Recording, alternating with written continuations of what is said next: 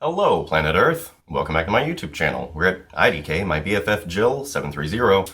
I'm Preston L. Young, wishing you warm salutations and congratulations as always. You've made your way to the Buffington Post. Alright, it's the first of the month, and you know what that means. So, reach into your super gay Buffy bag and pull out Angel and Faith Season 10, number 18.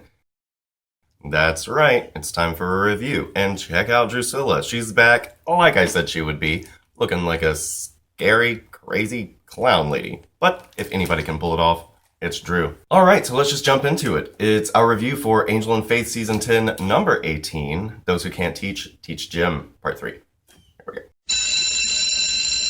When I wake up in the morning, 'cause I'm safe out there.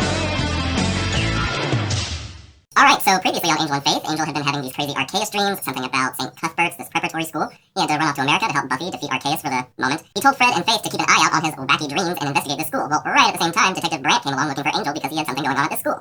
Angel wasn't there, so Faith went in to infiltrate the school and pose as a gym teacher. Yeah, crazy stuff. Vampires attack kids, and it appears that they're after this kid named Mary, this redheaded girl who was being picked on by the other vampire kids in class. So yeah, Fred is also back, and she is posing as a lunch lady in the school. Yeah, we found out at the end of the last issue that, of course, like I said, it was Drusilla behind the whole thing. So, here we go. Alright, so like I said, we got a pretty nice cover. It's not the best, but it's not the worst, and it's always nice to see Drew. The issue opens up with Drusilla, and she's basically just giving us a little bit of Drusilla-y exposition. She's dreaming, and she's talking about how, oh, what a wonderful dream she has. Whatever, she, in her dream, is approached by Archeus. And Archeus is basically leading her to create a new family. Now, keep in mind that Drusilla is fucking crazy, and she's got these psychic powers on top of all of that. She may not seem like much, but Drusilla's kind of a boss bitch. She never gets killed, and she's not much of a fighter, and she's not a mastermind either. She's just kinda lucky. So anyway, Drusilla is going on about how she doesn't have her family anymore because they've all kind of died away, but then Archeus came along and told her how she could create a new family. And so this is what she's doing with these kids at St. Cuthbert's.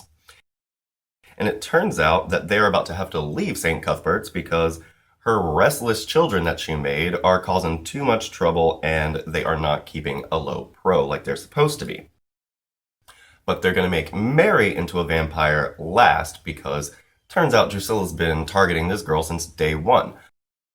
But we don't know why. She just tells us that she's smart and she's very special and she singled her out and that this voice, presumably Archeus, told her that she would be a great addition to Drusilla's new little family.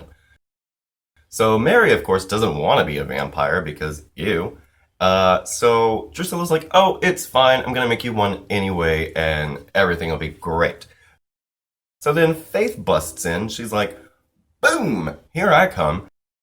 She starts taking out these new day vampires who, by the way, apart from being able to walk in the sun and they transform into fog and animals, they're also really hard to kill, these new vampires. They're not like dust them and go like they used to be. These new vampires are crazy strong. So anyway, Drusilla sends her goons after Faith. Fred shows up, grabs Mary, and she says, come with me if you want to live. So Fred and Mary are running from Drusilla and her goons, and one of them is chasing after them, and it's Shane, the hot vampire that Mary was all crushing on in the past two issues. So they're running from Shane, and they run into this empty classroom. Back with Drusilla and Faith, they're doing this back and forth, and Faith is like, I'm finally gonna kill you, and then Drusilla says, no you're not, and all of the teenage vampire goons grab Faith and they get her. Drusilla's like, oh, I'm gonna get to take down a Slayer. That'll be so great. And Faith says, yeah, well, word on the street is Spike's taking down Buffy every night. Well, this pisses Drusilla off. She is none too pleased with this. So then back in the classroom with Fred and Mary, Shane busts in and Fred tries to shoot him with an arrow, but he catches it and just throws it down and goes after Fred. Well, then Mary comes up, picks up the arrow, jumps on this dude's back. Fred picks up a flagpole, straight Buffy style, and tries to stake this motherfucker.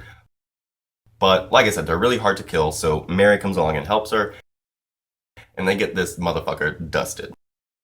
Drusilla is like taunting Faith because Faith has been all captured by the dudes. And Faith says, haha, look behind you, and holy shit, there's Ko, out of nowhere. I thought that she sent Fred to get Sophronia and Lavinia, but apparently it's Ko, which is fine because Ko is a badass. So yeah, Ko and Faith just start taking out these vampires. But of course, in the hullabaloo that ensues, fucking Drusilla gets away because that's what Drusilla does best, is get away. You just can't kill this bitch. So Faith is feeling pretty bad because Drusilla got away and she was the worst one. But Detective Brandt is talking to her and he says, hey, we got rid of the vampires, we saved the girl. That's good math in my head. So Faith feels a little less, like shit about herself. And she says, hey, I would really like to talk to Mary. Can you arrange that for me? Blah, blah, blah. So then later we pick up with Faith and Fred and they are discussing that Faith has already talked to Mary, and Mary told her everything that Drusilla said about her being a target all along, and all this good stuff. And so they're talking about Mary and Archeus and angels coming back soon and all that good stuff. And then they start to talk about Illyria and how Illyria is still somewhere down in Fred, but they'll just have to deal with that when they get there. So they have a little conversation, they toast, and then we pick up with Mary. Now, Mary's mother is dropping her off to visit with her father after this whole ordeal. Now, her father is a retired historian of some kind. He used to work for a museum, but now this museum has sent him this great big statue, and they want him to figure out what the what is with the statue. Now, we end on this statue thing that he's got in his home. And it's really weird because the last time there was some ominous statue with Drusilla around, it sucked Angel into hell, so that's something to be wary of. So that's pretty much the issue, and just like with Buffy Season 10, number 18, I felt like this third issue in the arc just really rushed through. It was like, oh, we're done. Drusilla.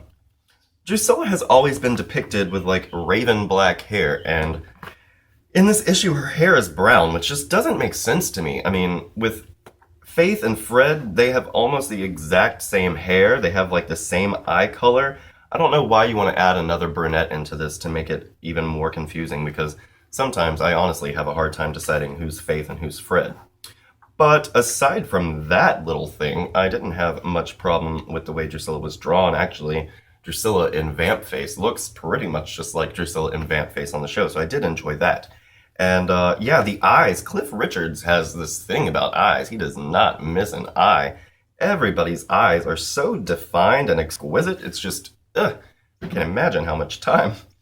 But yeah, a few things I didn't like is that, Drusilla, like I said, she's not a criminal mastermind. She's not a great fighter, and it just doesn't make sense for her to be doing all of this expositioning. She says a lot, and Drusilla's not a big talker. When she talks, she's usually rambling about some crazy bullshit, or she'll just add in a few things here and there.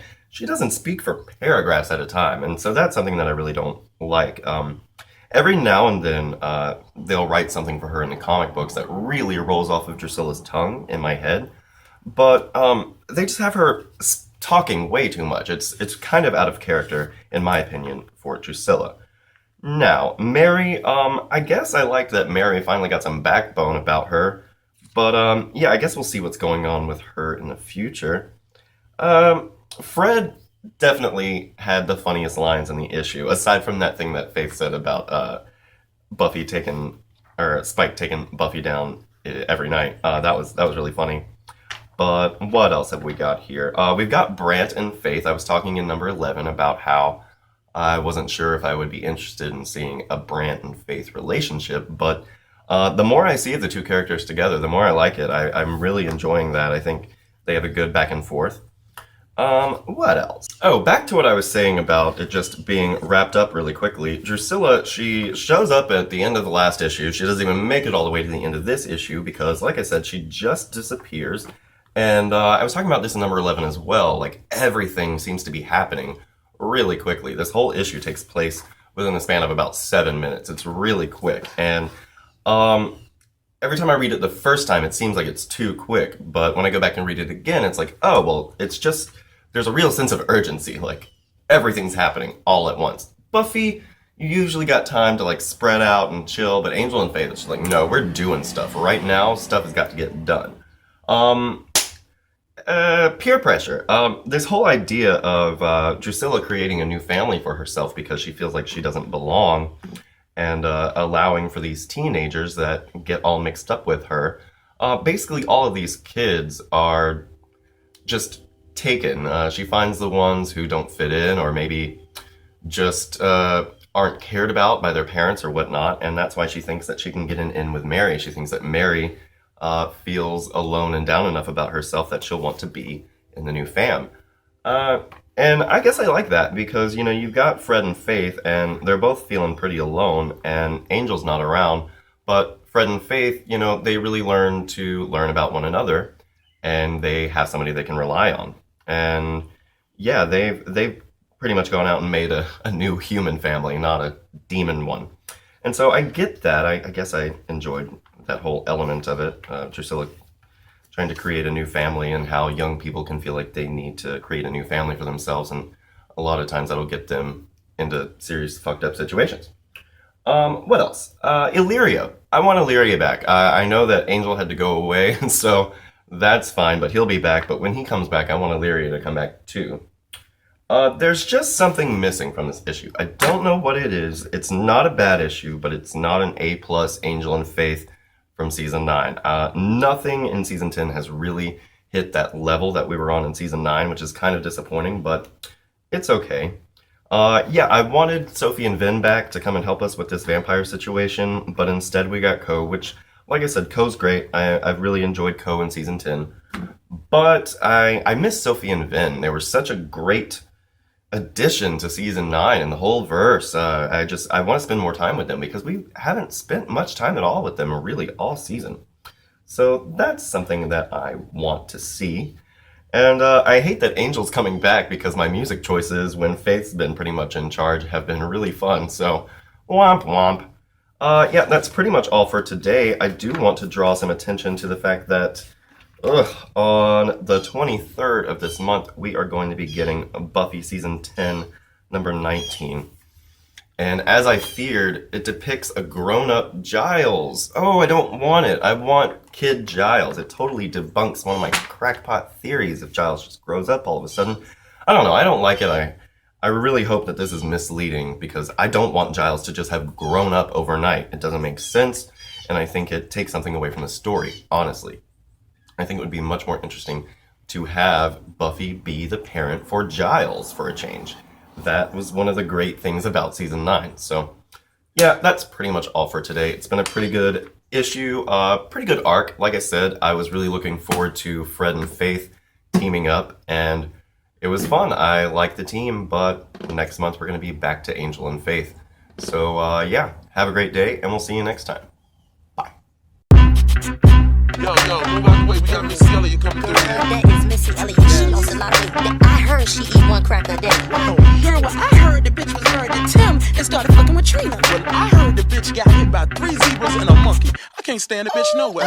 When I walk up in the piece, I ain't gotta eat speed. I'm a bad man, my jummer, goddamn it, motherfucker, you ain't gotta like me. I ain't stunning these hoes. Need to talk what you know. And stop talking about who I'm sticking and licking, just mad at they chose. I know y'all pull, y'all broke. Y'all job just hanging up close. Step to me, get burnt like toast. Motherfuckers, adios amigos. Half, post, dose. I don't brag, I mostly boast. From the VA to the LA coast. Is it, go.